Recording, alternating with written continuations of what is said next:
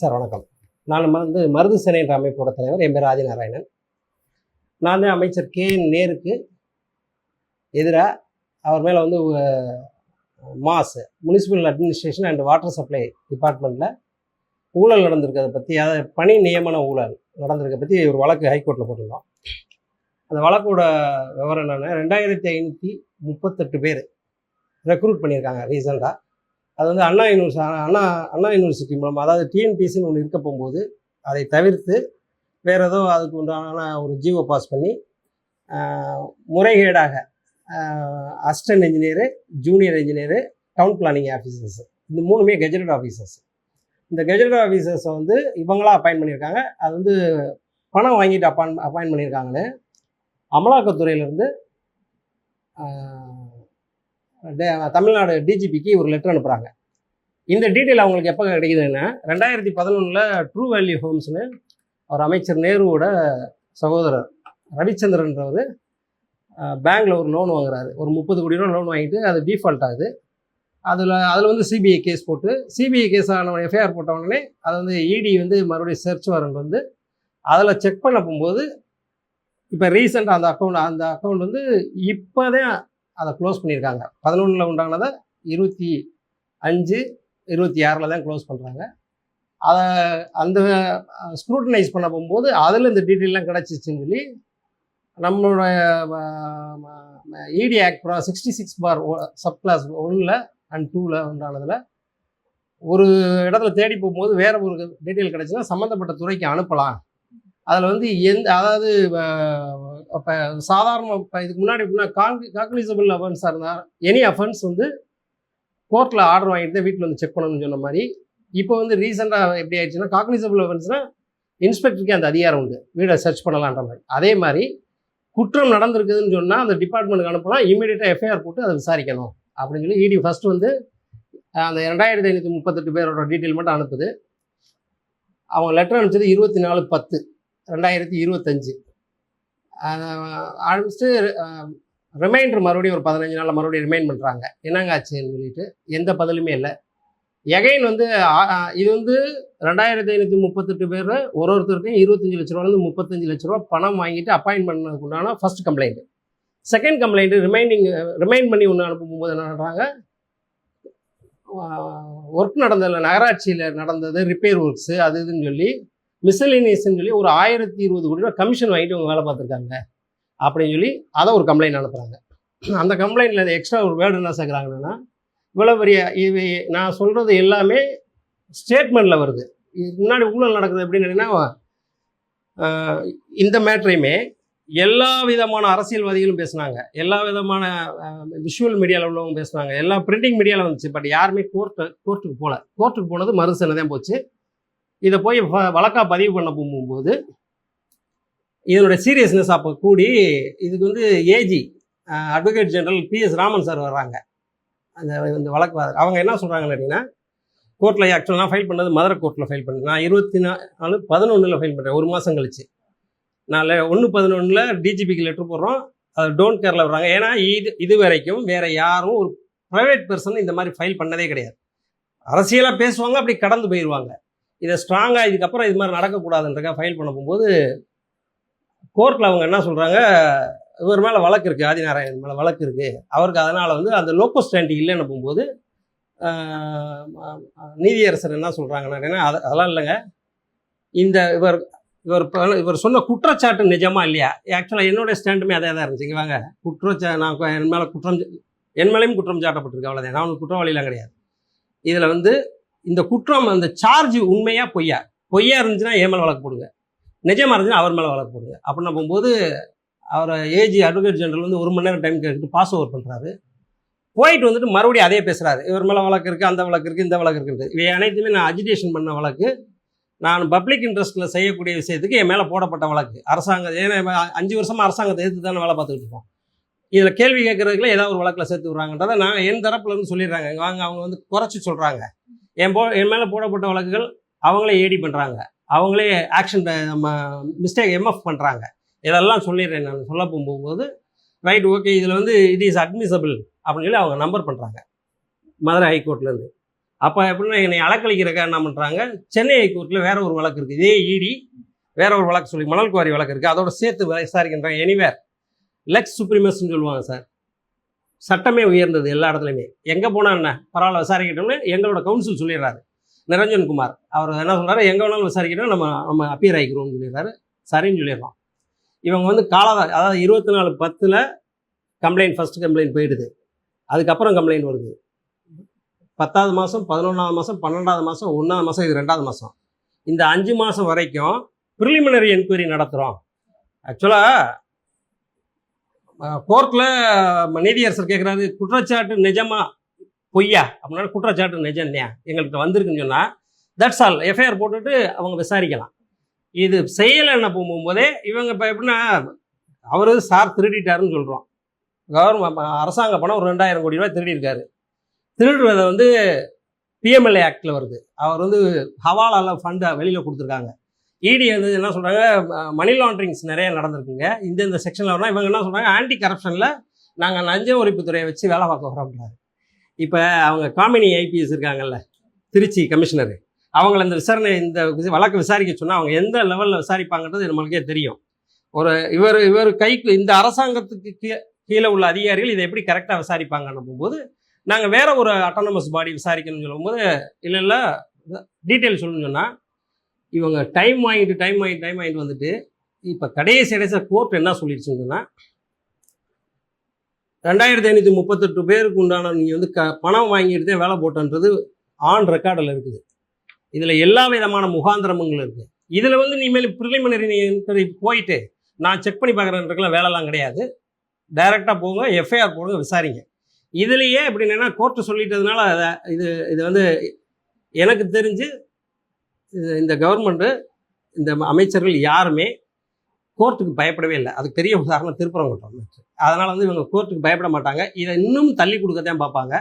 இது எங்கேயாவது ஒரு இடத்துல போயிட்டு ஃபைன் மார்னிங் வந்து இப்போ ரொம்ப பெரிய ரப்சர் ஆகும். அப்படின்றதுனால இது ஒன்று அப்பீல் போகிறேன்னுவாங்க. நாள் கடத்துறதுக்கு உண்டான, அதாவது டிலே வந்து பிக்கஸ்ட் வெப்பன் சார் எனிவேர். இவங்க வந்து கம்ப்ளீட்டாக டிலே பண்ணுறதுக்கு உண்டான எல்லா வேலையும் செஞ்சுக்கிட்டு இருக்காங்க. அதில் வழக்கு போட்டோன்னா குற்றச்சாட்டு பொய், ஆதிநாராயணன் பொய் சொல்கிறாரு, ஆதிநாராயணன் சொல்கிறதுல நிஜம் அப்படிலாம் கிடையாது. அதாவது நான் வந்து 888 கோடி ரூபா வழக்கு போடுறேன். நான் போட்டதுக்கப்புறம் 45 நாள் கழித்து 3rd ஹியரிங்கில் ஏடிஎம்கேனுடைய எம்பி இன்பதுரை வர்றாரு. எனக்கு என்ன சொல்கிறாங்கன்னா, இவர் மேலே நிறைய வழக்குகள் இருக்கிறதுனால இவருக்கு வந்து இந்த பொதுநல வழக்கு போடுறதுக்கு உண்டான அருகதை இல்லைன்னு எனக்கு சொல்கிறாங்க. அவர் என்ன சொல்கிறாங்க, அவர் ஒரு அரசியல்வாதி, அவர் ஒரு அரசியல் லாப நோக்கத்தோடு செயல்படுறாருன்னு சொல்கிறாங்க. இது வந்து அவங்களே எப்படி கண்ணாடியை பார்த்து சொல்லிக்கிறாங்கன்றதான் தெரியல. அவங்க எத்தனை வழக்கு, சொத்து குவிப்பு வழக்குலேருந்து எல்லாமே போட்டது அவங்க தானே. அவங்க லெவலில் ஆர்எஸ் பாரதி தான் போட்டிருக்காரு. இதெல்லாம் மீறி இப்போ என்ன பேட்டி கொடுக்குறாங்கன்னா, நான் குற்றச்சாட்டு சொன்னது கேஎன் நேரு மேலே மட்டும்தான் இதை விசாரிக்கணும்னு சொன்னது. அவர் கேஎன் நேரு என்ன சொல்கிறார், நாங்கள் என்று எந்த தவறும் செய்யவில்லை, நாங்கள் இதிலிருந்து சட்டப்பிரகாரம் வெளியில், நாங்கள்னு இன்னொருத்தர் வேற யாரை சொல்கிறாருன்றது தெரியல, எக்ஸ்ட்ரா ஆளுகளை சேர்த்து சொல்கிறாரு. இவை அனைத்தும் இதில் வந்து இப்போ எப்படின்னா, ரெக்கார்டிக்கல் எவிடன்ஸ் பூராமே பேங்க் ஸ்டேட்மெண்ட்டை மாற்ற முடியுமா? முடியாது. இவர் எந்த அக்கௌண்ட்லேருந்து எந்த அக்கௌண்ட்டுக்கு போயிருக்கு, எப்படி பணம் கொடுத்துருக்காங்க, இதில் வந்து எப்படி அப்பாயின்மெண்ட் ஆகிருக்காங்க. ஒரு கெஜெட்டட் சார் 2 லட்சம் பேர் எக்ஸாம் எழுதியிருக்காங்க சார். இந்த 2 லட்சம் பேரில் 2538 பேருக்கு பணம் வாங்கிட்டு போட்டேன்னா, இந்த 2 லட்சம் பேரோட வாழ்க்கையே இவங்க கொலைதாசம் பண்ணியிருக்காங்க. அதுக்கு அர்த்தமே அது, அவனோட வாழ்க்கையவே சீரழிச்சிருக்காங்க. 2 லட்சம் பேரோட வாழ்க்கை. இந்த 2538 பேரும் ஃபுல்லியாக குவாலிஃபைடான்றதே தெரியாதுல்ல. ஏன்னா அவங்க குவாலிஃபிகேஷன் இல்லாதவங்க கூட அவங்க அப்பாயின்ட் பண்ணியிருப்பாங்க. இதில் எல்லாத்தையும் சேர்த்து இன்றைக்கி ஹைகோர்ட்லேருந்து ஆர்டர் கொடுத்துருக்காங்க. இது அடுத்த ஸ்டேஜுக்கு என்ன போகுதுன்றது இனிமேல் தான் சார் தெரியும். இதில் அவர் வந்து காமன் ஆர்டராக கொடுத்துருக்காரு. என்னோடதுக்கும் அவர் இன்பதுரன்றவர்களுக்கும் கொடுத்து, அதனுடைய இதே பார்த்தீங்கன்னா இந்த கேஸினுடைய டைட்டிலே பார்த்தீங்கன்னா ஆதிநாராயணன் வெர்சஸ் ஸ்டேட் ஆஃப் தமிழ்நாடுன்னு வருது. இதில் வந்து இவங்க இதை எப்படி கடக்க போகிறாங்கன்றது தெரியல. அதை விட இவங்களுக்கு கீழே இருக்கிற ஒரு ஆன்டி கரப்ஷன் விஜிலன்ஸ் டிபார்ட்மெண்ட் எந்த அளவுக்கு சரியாக செயல்படும்ன்றதில்ல. அதுக்கே உதாரணம் சொன்னேன், 5 மாதமாக ப்ரிலிமினரி என்கொயரியே பண்ணிக்கிட்டு இருக்காங்க. இவங்க ப்ராப்பரான என்கொயரி எங்கிட்டு இப்படி பண்ண போகிறாங்கன்றது தெரியல. ஆனால் இது வந்து கோர்ட்டினுடைய டைரக்ஷனில் நடக்கும். அப்படி நடந்துச்சுன்னா மட்டும்தான் இது அடுத்த லெவலுக்கு போகும். இதுக்கு வந்து அந்த ப்ரேயருக்கு நாங்கள் போவோம், அந்த இதுக்கு உண்டானது போவோம். அதே மாதிரி ஒரு அட்வொகேட் ஜெனரல் வந்து அவர் வந்து புரோட்டோகால் பிரகாரம் 4வது இடத்துல இருக்கார் ஸ்டேட்டில். அவர் என்ன சொல்றாரு, பொய்யான தகவல் அங்கே சொல்றாரு. என் மேலே போடப்பட்ட வழக்குகள் எல்லாமே அவங்களுக்கு இது அரசியல் ரீதியான வழக்குகள். இப்போ நான் இந்த பில் போட்டிருக்கேன்ல, இதில் வந்து என்கிட்ட அவங்க ஏற்கனவே சப்மிட் பண்ணது ப்ளஸ் ஒரு வழக்கு. எனக்கு 11ஆம் தேதி ஆக்சுவலாக நான் 24/11 போட்டுறேன். 11/12 எனக்கு அடுத்த ஹியரிங் வருது. இன்னைக்கு காலையில் கொண்டு வந்து சிபிசிடி ஆஃபீஸில் என்கொயரி கொண்டு போய் வச்சுக்கிட்டாங்க. அதில் என்ன சொல்கிறாங்கன்னா, இது வந்து ஓப்பன் டாக்குமெண்ட். இதில் வந்து பொலிட்டிக்கல் பிளாட்னு ஒரு இதில் வந்து ஃபுல் டீட்டெயில் வருது, கம்ப்ளீட்டாக வருது. எல்லாம் யார் பணம் வாங்கினது, இப்போ செல்வமணின்னு ஒருத்தர் பணம் வாங்கினாரு, கவிதினேசன் ஒருத்தர் பணம் வாங்கினாரு அப்படின்னு சொல்லி பேரோடையே வருது, எல்லாமே வருது. ரெக்கார்ட்ஸ் எடுத்து அவங்க அக்கௌண்ட்ல இருந்ததே பணம் மாறி இருக்குது, எந்த அக்கௌண்ட்லேருந்து மணி லாண்டரிங் பண்ணியிருக்காங்க, எந்த அக்கௌண்ட்டுக்கு பண்ணினாங்க அப்படின்ற மாதிரி. அதாவது நியமன ஊழல், வேலை டிரான்ஸ்ஃபருக்கு உண்டான ஊழல், அப்புறம் வந்து கமிஷன் ஊழல்ன்றது 3 டைப்புக்கு சேர்த்து இன்றைக்கி எஃப்ஐஆர் போட சொல்லி கோர்ட்டு சொல்லியிருக்கு. இவங்க எப்படி அதை ஒபே பண்ணுறாங்கன்றதை பார்ப்போம் சார். இல்லை சார், இதில் வந்து இப்போ சிஸ்டம்னு ஒன்று இல்லைன்னு சொன்னால், இப்போ இருக்கிற மினிஸ்டர்ஸ்லேருந்து எல்லாருமே சிஸ்டத்துக்கு பின்னாடி ஒளிஞ்சிக்கிட்டு இருக்காங்க சார். கவர்மெண்ட்டில் உள்ள ஆஃபீஸர்ஸ் பின்னாடி ஒளிஞ்சிக்கிட்டு இவ்வளோ வேலையும் பார்க்குறேன் சார். அதாவது அக்கௌண்ட்டில் நீ கரப்டட் இந்த பணத்தை வாங்குறேன்னு சொன்னால், லஞ்ச பணத்தை அக்கௌண்ட்டில் 35 லட்ச ரூபா வாங்குறேன்னு சொன்னால், 35 லட்ச ரூபா கொடுத்த ஒரு டவுன் பிளானிங் ஆஃபீஸர், இப்போ திருமங்கலம் டவுன் வச்சுக்கோங்க சார், அந்த டவுன் பிளானிங் ஆஃபீஸர் 35 லட்சம் கொடுத்து வந்தாருங்கன்னா அவர் என்ன சார் நேர்மையாக வேலை பார்ப்பாரு? ஒரு அசிஸ்டன்ட் இன்ஜினியர் என்ன சார் நேர்மையாக வேலை பார்ப்பாரு? ஜூனியர் இன்ஜினியர் என்ன சார் நேர்மையாக வேலை பார்ப்பாரு? இதில் வந்து இவங்க பூராத்தையும் பூசி மெழுகிறாங்க. எப்படின்னு கேட்டிங்கன்னா, வழக்கு போட்ட என்னையே போய் ஆராய்ச்சி பண்ணிட்டு இருக்காங்க. இந்த வழக்கு நிஜமாக பொய்யான்னு தானே பார்க்கணும். வழக்கு போட்டவனை பற்றி நான் குட்டையாக இருக்கேன், நெட்டையாக இருக்கேன், கருப்பாக இருக்கேன், சிவப்பாக இருக்கேன், விமல் இந்த வழக்கு இருக்குது, அந்த வழக்கு இருக்குன்னு இதை வாதாடியே 4 மாதம் கொண்டு போயிட்டாங்க. கோர்ட் ஒரு நிமிஷம் வந்து ஆக்சுவலாக குற்றம் சாட்டப்பட்ட நான் வந்து பொதுநல வழக்கே போடக்கூடாதுன்னு சொல்லி சொன்னால், குற்றம் சாட்டப்பட்ட நான் குற்றம் சாட்டப்பட்ட அவர் 2011 அவர் மேலே டிவிஎஸ் இன்னும் நடந்துகிட்டு இருக்கு, கேஸ் நடந்துகிட்டு இருக்கு, லேண்ட் கிராப்பிங் கேஸ் நடந்துகிட்டு இருக்கு சார், நேரு சார் மேலே. இப்போ இந்த ஒரு எஃப்ஐஆர் ஆகுது. இவர் எப்படி சார் அரசாங்கத்தை நடத்துவார்? வழக்கு போடுறதுக்கே தகுதி குறைபாடுப்பா. நீ உன் மேலே வழக்கு இருந்தான்னு சொன்னால், இவ்வளோ வழக்கு வச்சிருக்க நீ வந்து எப்படி அரசாங்கத்தில் ஒரு அங்கமாக நீங்கள் இருக்க முடியும்? இருக்கிறதுக்கு இது நிறைய கொஸ்டின்ஸ் இருக்குது. இதெல்லாம் அடுத்து ரிலீஃப்ன்றது வந்து என்ன செய்யுதுன்னு பார்ப்போம். ஏன்னா கோர்ட் வந்து ரொம்ப ஸ்ட்ரிக்டாக சொல்லியிருக்குது, எல்லா விதமான லோக்கல் ஸ்டாண்டி இருக்குது. இதில் நீ ஒன்றும் ப்ரிலிமினரி என்கொயரிலாம் பண்ணவனா டைரெக்டாக எஃப்ஐஆர் போட்டு விசாரணை பண்ணு அப்படின்னு சொல்லியிருக்கு. செய்கிறாங்களான்றதை பார்ப்போம். ஏன்னா அவங்க வந்து தடவி கொடுத்தே தள்ளி போகிறவங்க அவங்க சார், அந்த வேலை தான் பார்த்துக்கிட்டு இருக்காங்க. இப்போ பொதுநல வழக்கு போடுறதுக்கு அரசியல்வாதி போடக்கூடாது, அதிகாரி போட முடியாது. என்னைய மாதிரி பப்ளிக் போட்டோம்னு சொன்னால், உன் மேலே வழக்கு இருக்குன்றாங்க. என் மேலே போடப்பட்ட வழக்குகள் அனைத்தும் நான் போராடியதற்காக போட்டப்பட்ட வழக்கு. எதுலையா ஒன்றில் இப்போ எந்த வழக்குலையும் நான் எஸ்ஓசின்னு சொல்லுவாங்க, சீன் ஆஃப் கிரைம், அதில் அங்கே கிடையாது. என்ன சொல்லுவாங்கன்னா, இவங்க சமூகத்தை சேர்ந்தவர், இவர் இதுக்காக போராடினார், இவங்க சமூகத்தை சேர்ந்தவர் கபடி போட்டி நடத்தினார், அதில் ஒரு சண்டை வந்துச்சு. இவங்க சமூகத்தை சேர்ந்தவர் ஒரு போராட்டம் பண்ணார், போஸ்ட் ஓட்டினார், இவங்க சமூகத்தை சேர்ந்தவர் ஒரு தப்பு பண்ணார், இவர் வந்து ஷெல்டர் அடையாளம் கொடுத்தவர்னு சொல்லிட்டு சுருக்கிறதுக்கு உண்டான எல்லா வேலையும் பார்க்குறாங்க சார். அது வழக்குகள் எல்லாமே இந்த 5 வருஷத்துக்குள்ளே தான் எனக்கு மேலே இவ்வளோ வழக்கு போட்டிருக்காங்க. எல்லாத்தையுமே கோர்ட் மூலமாக தான் இப்போ எனக்கு உண்டான ரெமடியவே நான் சொன்ன லெக்ஸ் சுப்ரீமஸ்ன்னு சொல்கிறது சட்டமே உயர்ந்தது. உலகம் பூரா நடக்கிறது சட்டத்தின் ஆட்சி, அதில் உயர்ந்தது சட்டம், அதன் மூலமாக தான் தப்பிச்சுக்கிறோம்ன்றது சொல்கிறாங்க. ரிலீஃப்ன்றது இப்போ டில்டேட் வரைக்கும் என்னோட ரிலீஃப் நாங்கள் அங்கே தானே சார் தேடிட்டு இருக்கேன். நான் எஃப்ஐஆர் டிபார்ட்மெண்ட் மேலே இல்லை யாராக இருந்தாங்க சார், நேர் மேலே போட்டு நேர் மேலே ஃபர்தராக வந்து சிஸ்டமேட்டிக் ரூல் ஆஃப் லான்னு சொல்லி வேர்டை மென்ஷன் பண்ணியிருக்காரு. சட்டத்திற்கு உட்பட்டு எல்லா விசாரணையும் பண்ணிட்டு இருக்காங்க. விசாரணை பண்ணுறது இப்போ நம்ம அடுத்த ப்ரேயர் கேட்பா. இப்போ இதுக்கு முன்னாடி எப்படின்னா, நான் வழக்கு போடுறதுல எனக்கு நம்மளோட இந்திய அரசியலமைப்பு சட்டத்தில், அடிப்படை உரிமை சட்டத்தில் யார் வேணாலும் கேள்வி கேட்கலாம். Before the law all are ஈக்குவல்னு சொல்கிறாங்க. அப்படி இருக்க போகும்போது இவங்க வந்து ஏதோ ஒரு ஒப்பு பெறாத ஒரு காரணத்தை சொல்கிறாங்க, நீதிமன்றமும் அதை வந்து கன்சிடர் பண்ணுது. ஏன்னா ஒரு அரசாங்கம் வந்து இப்போ அரசாங்க எந்திரத்தில் சார் எதுக்குறோம், தனி மனுஷன் ஆதிநாராயணன்றவன் இவ்வளோ பெரிய எந்திரத்தை எதுக்குறோம், இவ்வளோ அதிகாரிகள் இவ்வளோ தூரத்துக்கு பண்ண போகும்போது அடுத்த ஸ்டேஜுக்கு போகக்கூடாதுன்றக்காக ப்ரேயர் வந்து காமன் ப்ரேயர், அவர் மேலே எஃப்ஐஆர் போடணுன்றதே ப்ரேயர். அந்த ப்ரேயரை டைட்டில் வந்து ஆதிநாராயணன் வெர்சஸ் ஸ்டேட்டு. அதை வந்து இப்போ ஆதிநாராயணனுக்கு உண்டானது வந்து இதை பண்ணாலும் இன்பதுரையினுடைய அவர் அதிமுக எம்பியினுடைய மேலே ஆர்டர்ஸ் கொடுத்துருக்காங்க. எஃப்ஐஆர் போட்டு அரெஸ்ட் பண்ணுறாங்களா என்ன, அல்லது சென்ட்ரல் கவர்மெண்ட் அடுத்த ஸ்டேஜுக்கு என்ன பண்ண போகுது? ஏன்னா அடுத்த பாடி இடி வந்துடும், இடி வரும், உள்ளே வரும். அல்லது இதில் வந்து சரியாக நடக்கலைன்னு சொன்னால் சிபிஐ என்கொயரி கேட்போம். இதுலேயே வந்து ரிலீஃப்ன்றது வந்து ஆக்சுவலாக நாங்கள் கேட்டது எஃப்ஐஆர் மட்டும் போட சொல்லியிருந்தோம். இது வந்து இப்போ ஃபால்ஸ்ன்றது வந்து கோர்ட்டை இப்போ சொல்லிடுச்சு, இதில் தப்பு தாண்டா நடந்திருக்கணும் போது. அப்போ அந்த 2538 பேரோட அப்பாயின்மெண்ட்டை டெம்பரரியாவது சஸ்பெண்ட் பண்ணி வைக்கணும். அது ஒரிஜினலாக எக்ஸாம் எழுதுனவனுக்கு கிடைக்கணும்ல.